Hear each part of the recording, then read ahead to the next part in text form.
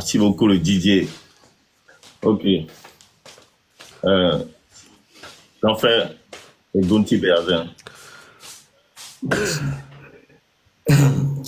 Recevez mes salutations révolutionnaires et fraternelles. J'ai tenu ce soir à me joindre à vous. Je pense que depuis l'existence de mon compte TikTok géré par les membres de mon organisation, ça doit être la deuxième ou troisième fois où j'apparais dans un live. Il est très très rare que je participe à des lives, mais ce soir, il y a une personne qui m'a envoyé votre live. Je venais de rentrer à la maison et pour la première fois, je vous ai vus tous réunis en live. Euh, Au début, je ne voulais pas regarder parce que je me suis dit, bon, ça doit être encore les futilités d'habitude des lives, voilà, des influenceurs. Mais quelque chose m'a dit de cliquer pour voir comme ça, par curiosité, parce que la personne me disait, non, écoute, c'est un live intéressant. Alors j'ai cliqué et vraiment, j'étais surpris de voir que pour une fois, vous êtes tous réunis et que ça parle de choses très sérieuses, c'est-à-dire de la politique, de la révolution, de l'avenir de notre patrie qui est le Togo, même si beaucoup de personnes ne le savent pas, mais je suis du Togo, je connais très bien le Togo, je suis né au Togo, j'ai grandi au Togo. Ce n'est pas le sujet ce soir, mais c'est juste pour dire aux gens que des fois, il ne faut pas se fier aux apparences. Ce n'est pas parce que on n'est pas tous les jours dans des lives avec vous que nous ne sommes pas du Togo. Nous sommes des enfants du Togo. Je connais le nord au sud. Je connais le nord mieux que le sud. Et quand je vois ce qui se passe aujourd'hui encore à travers le pays, que au nord, les gens n'ont toujours pas d'eau potable, que ce soit à Elavagnon, à Kara, à Niamtougou, à Sokodé, euh, j'ai passé une partie de mon enfance dans ces coins, dans ces villes, et je me souviens quand on était petit, quand on était jeune, on allait chercher de l'eau à la rivière, on marchait des fois 5, 10 kilomètres pour aller chercher l'eau pendant la saison sèche, il fait froid, mais on n'avait pas le choix parce qu'il fallait aller à l'école après. Et donc, il fallait marcher 5 kilomètres, aller chercher l'eau, revenir, chauffer l'eau, ensuite aller à l'école. Et aujourd'hui, en 2025, c'est toujours la même chose. Parce que, vous savez, je n'en parle pas beaucoup parce que je souhaite préserver la vie de nos militants sur le terrain, mais mon organisation travaille au Togo depuis 5 ans. On apporte de l'aide aux familles au Togo. Pendant la période Covid, on a énormément fait pour les familles au Togo. Les photos, les images sont disponibles, mais après, on a arrêté de publier les images parce qu'on avait remarqué que les personnes qu'on aidait étaient intimidées par ce régime. Le régime avait peur et donc on a décidé de travailler maintenant en silence, en privé. Jusqu'à présent, il y a encore 2 jours, on a apporté de l'aide à des familles au nord là-bas et aussi au sud, hein, mais je parle du nord parce que c'est quelque chose qui m'a marqué, qui a marqué mon enfance, le peu de temps que j'ai passé avec mes compatriotes là-bas. Donc c'est pour vous dire que si j'ai décidé ce soir de me joindre à vous, c'est pour vous apporter mon soutien, pour porter ma voix, rajouter ma voix, pour que ça soit porté à l'international, parce que vous êtes très connus, on va dire comme ça, à travers le pays, mais nous autres, nous sommes portés à l'international. Et sans la voix à l'international, malheureusement, la lutte est souvent étouffée. Ça veut dire que si ceux qui sont internationaux n'apportent pas leur soutien, à chaque fois, les populations sortent, mais les médias, parce que vous savez, dans nos pays, les médias sont corrompus. Ce ne sont pas des journalistes, c'est ce que j'appelle les agents de l'oppression impérialiste qui sont au service de ces régimes nazillons qui oppriment le peuple. Donc, en apportant ma voix, comme je le fais, comme nous l'avons fait pour le Mali, et Dieu seul sait, on a laissé femmes, enfants pour le Mali, pour le Niger, pour le Burkina, et on a décidé de le faire aussi pour notre pays. Je vais faire en parenthèse et vous raconter une histoire. Je ne citerai pas le nom du pays, mais je pense que ceux qui me suivent sauront. Il y a 3 ans, j'ai fait mon dernier voyage dans un des pays que nous avons aidés pour aller leur soumettre un projet et obtenir un soutien. On avait des compatriotes, des militaires qui étaient prêts à libérer le pays. Et donc, par confiance, j'ai fait ce voyage pour aller voir les autorités de ce pays pour leur dire, voilà, nous avons des militaires aujourd'hui qui sont prêts, qui sont disposés à libérer le Togo. Puisque nous sommes dans une révolution, ils ont déjà à peu près 50% du matériel, mais pour bien réussir, il faut minimum 60. Alors, je suis venu à leur nom pour solliciter un soutien, savoir comment vous pouvez nous soutenir pour pouvoir aider ces braves qui sont prêts à se sacrifier, qui sont prêts à passer à l'acte pour libérer le Togo. Par confiance, j'ai parlé avec ces autorités en expliquant notre plan, notre programme, la stratégie qu'on souhaitait faire avec ces militaires que je représentais, qui m'ont envoyé. Et malheureusement, vous savez, comme je dis, il y a la corruption aussi dans la révolution. Alors, ces autorités sont parties raconter le plan au régime togolais, malheureusement, et le régime togolais a su ce qui se préparait. Et donc, il y a des militaires qui ont été arrêtés, qui se sont fait arrêter. Bon, la majorité, on va dire, ou une partie de ces militaires n'ont pas été arrêtés, mais cela a créé un peu la peur au sein de ce groupe. Et donc, c'est comme ça qu'il y a 3 ans, ce qui était censé être un plan de libération de notre patrie a échoué parce que les personnes en qui j'avais confiance m'ont trahi et ont informé les autorités togolaises parce que plus tard j'ai compris que apparemment ils avaient besoin d'utiliser le port ou que Gnassingbé a décidé de mettre le port à disposition de ces personnes. Mais malgré cela, je n'ai pas perdu espoir.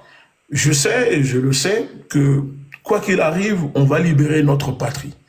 Parce que le Togo, comme je dis, appartient aux Togolais. Le Togo appartient à tout le monde. Avant d'être Kabylie, avant d'être Kotokoli, avant d'être Bassar, avant d'être Ewe, avant d'être Quin, avant d'être de je ne sais d'où, nous sommes avant tout des Togolais. Nous sommes des enfants de la patrie. Et j'aimerais vous dire vraiment que si aujourd'hui ce que nous sommes en train de faire va porter ses fruits, alors il faut que chacun puisse mettre de côté vos différences. Je suis au courant, je le sais, qu'il y a eu des problèmes entre le frère Zaga et le frère Marc. J'ai suivi, on m'envoie les vidéos, je regarde. Mais j'aimerais vraiment vous dire que ça me fait plaisir de vous voir ici, vraiment réunis, que ce soit Zaga ou Marc, parce que chacun apporte sa pierre à l'édifice, chacun apporte sa contribution, et que c'est ça qu'on a besoin. Amron ne va pas se sacrifier pour rien. Si c'est le cas, alors je le dis aux Togolais que si, après ce que Amron a décidé de faire, en se sacrifiant, vous savez, la révolution en Tunisie a commencé comme ça. Il y a un Tunisien qui a décidé de se brûler en se mettant de l'essence, et c'est comme ça que le régime de Ben Ali est tombé. Si les Togolais ne réagissent pas et ne sortent pas et ne se décident pas à libérer le Togo pour vivre dignement, si après le 6, je ne vois pas les Togolais et les Togolaises réagir, je le dis ici, j'arrêterai de parler de la lutte togolaise. Parce que pour moi, si après ce que nous sommes en train de faire là, si le 6, il n'y a pas de résultat, j'estime, et pour moi, ça veut dire que les Togolais ne sont pas prêts à se libérer. Et donc, on aura donné raison aux autres pays de la sous-région qui pensent que les Togolais sont des lâches, qui pensent que les Togolais ne veulent pas se battre, qui pensent que les Togolais ne veulent pas libérer leur pays et ne font que se lamenter. Parce que pour moi, c'est très grave ce qui se passe. C'est très grave parce que ce régime aujourd'hui met à l'abri ses femmes, ses enfants, leurs sœurs, leurs cousins. Mais au Togo, c'est vous qui souffrez. Aujourd'hui, la plupart des personnes ici en live n'ont pas besoin de se prendre la tête, de se sacrifier pour cette lutte. Parce que nous autres, nous sommes à l'étranger. Des fois, comme je dis, mon chien que j'ai à la maison, je sais que ça va choquer des gens, mais mange mieux et vit mieux qu'une partie de la population togolaise. Donc si on fait cette lutte, ce n'est pas pour nous, ce n'est pas pour notre confort. Moi, j'ai tout ce qu'il faut pour vivre dignement et jouir du bien matériel que j'ai. Les marques pareilles, Zaga pareil, Odako pareil, Togbevik PC pareil. Tous ceux qui sont ici en live pareil. Mais si nous faisons cette lutte, c'est pour notre patrie. Parce qu'on ne se pose pas la question en se disant « Qu'est-ce que le Togo fait pour moi ?» Mais on doit se dire « Qu'est-ce que je fais pour le Togo? Qu'est-ce que j'apporte pour mon pays ?» C'est ça un patriote. Parce que nous sommes patriotes.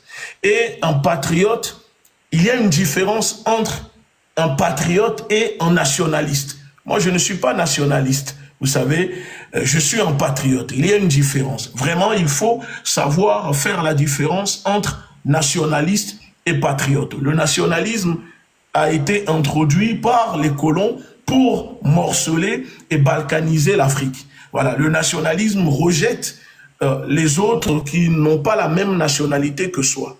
Alors que la patrie, un patriote, c'est quelqu'un qui a l'amour de sa patrie, qui défend sa patrie. Donc moi, je suis patriote et je suis africain. Et aujourd'hui, je le sais que les Togolais sont réveillés parce que grâce à vous, le fait que vous avez décidé de mettre un peu vos sujets de divertissement de côté pour se réunir ce soir, vous avez vu, j'ai décidé de vous rejoindre parce que ça, c'est mon domaine. Mais si ce n'était pas le cas, je n'allais pas vous rejoindre. Mais si je le fais, c'est parce que je sais que le 6 juin, il se passera quelque chose. Et je sais que pour la première fois, j'ai eu des informations aujourd'hui, le régime a peur. Une partie de ceux qui sont dans ce régime ont commencé même à prendre des billets d'avion à leurs enfants, à leurs copines, à leurs femmes, pour essayer de les faire sortir du pays. Parce qu'ils savent qu'il se passera quelque chose. Et je le dis parce que on m'a donné l'autorisation de le dire. Et je le dis parce que sachez qu'une partie des corps habillés en ce moment même au Togo vous regardent.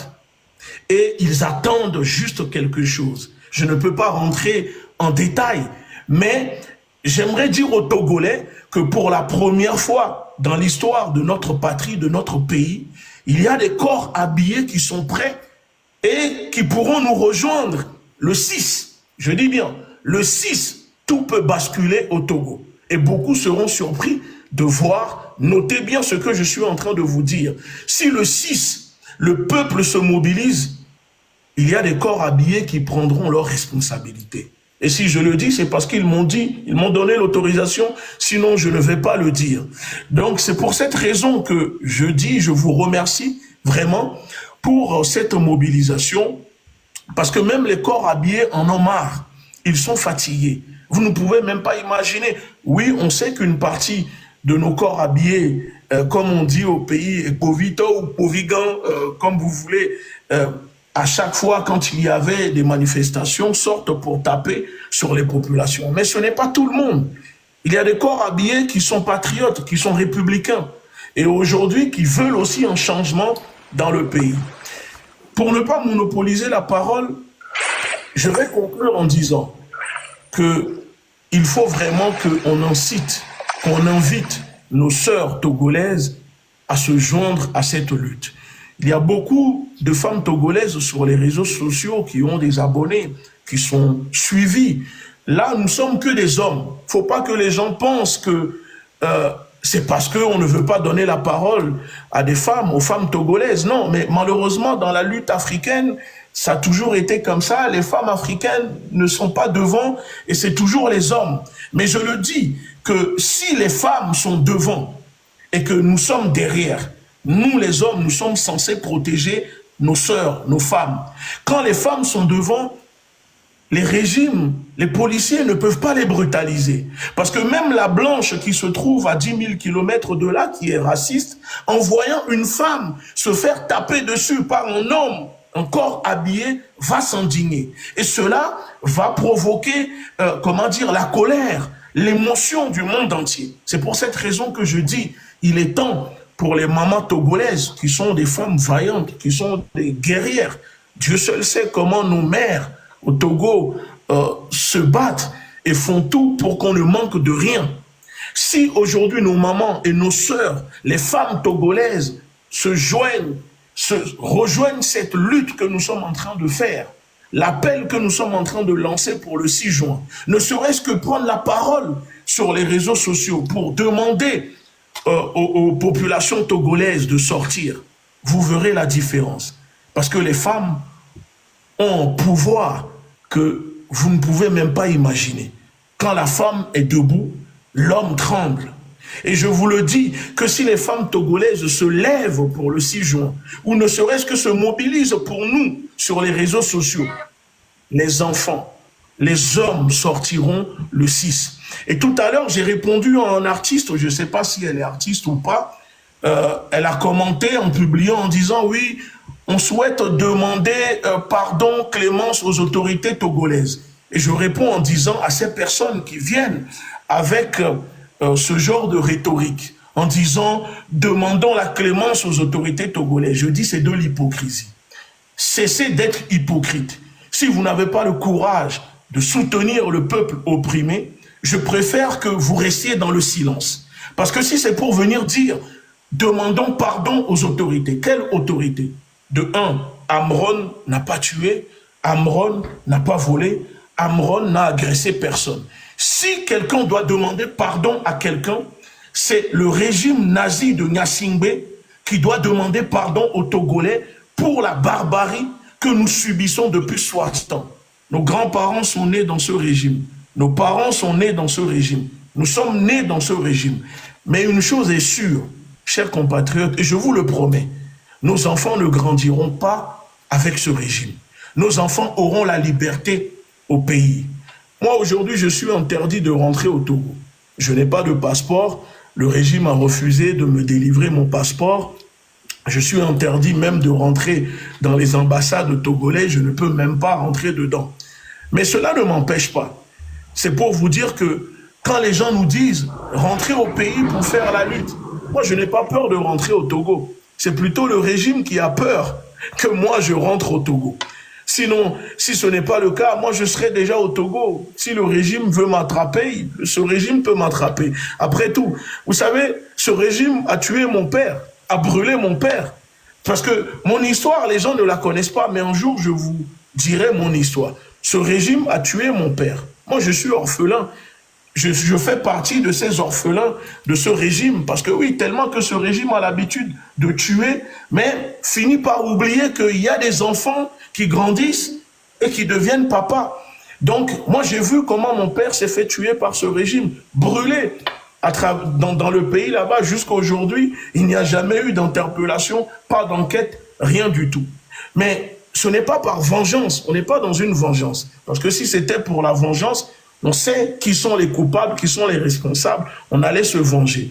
C'est juste pour dire à mes compatriotes que, sachez-le que on va tout faire pour libérer notre pays, pour vivre dignement. Tout ce que les Togolais demandent, c'est de pouvoir travailler, manger, se soigner, aller à l'école. On ne demande pas grand-chose à ce régime.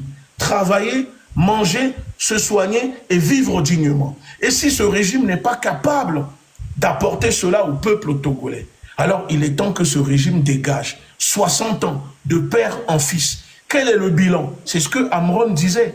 Quel est le bilan aujourd'hui de Faure Gnassingbé après 20 ans de pouvoir? Zéro. Zéro.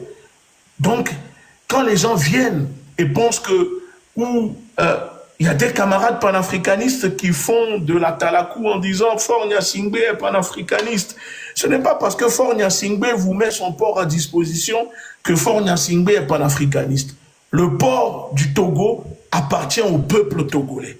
Et je le dis, le port du Togo n'appartient pas à Faure Gnassingbé. Et si les Togolais veulent ou ne veulent pas mettre le port à disposition, les Togolais ont le droit. Mais peu importe, avec ou Faure Gnassingbé, le port du Togo sera toujours à disposition de nos frères et sœurs de la sous-région parce que c'est comme ça que nous sommes. C'est notre éducation. Le Togolais n'est pas xénophobe. Le Togolais ne discrimine pas les autres. On accueille tout le monde. Même les gens qui ne nous respectent pas, on les laisse nous piétiner. Donc c'est juste pour dire qu'il est temps que mes camarades panafricanistes apportent leur soutien au peuple togolais, apportent leur soutien au Togo. Nous, on s'est battu pour vous. On a laissé femmes et enfants. On est parti au Mali. On a pris des risques. On a failli même se faire kidnapper. On a subi des choses. Aujourd'hui, je suis sous sanction de l'Union européenne. Je suis interdit de rentrer en Europe. Mes comptes, mes avoirs sont gelés. Le compte de ma femme, de ma famille, de mes proches, beaucoup de choses, sous sanction. Mais malgré cela, pourquoi? Parce que nous avons lutté pour le Mali, pour le Burkina, pour le peuple noir, pour l'Afrique en général. Mais ça ne peut pas m'empêcher de continuer. Je continue toujours et maintenant la mission que je me suis donnée, c'est de libérer mon pays, mon propre pays. On a libéré le pays des autres. Nous allons maintenant libérer notre pays. Donc je vous remercie vraiment pour ce live et de m'avoir accepté, de me donner la parole, de m'exprimer ce soir dans votre émission. Donc je vous remercie beaucoup. Merci.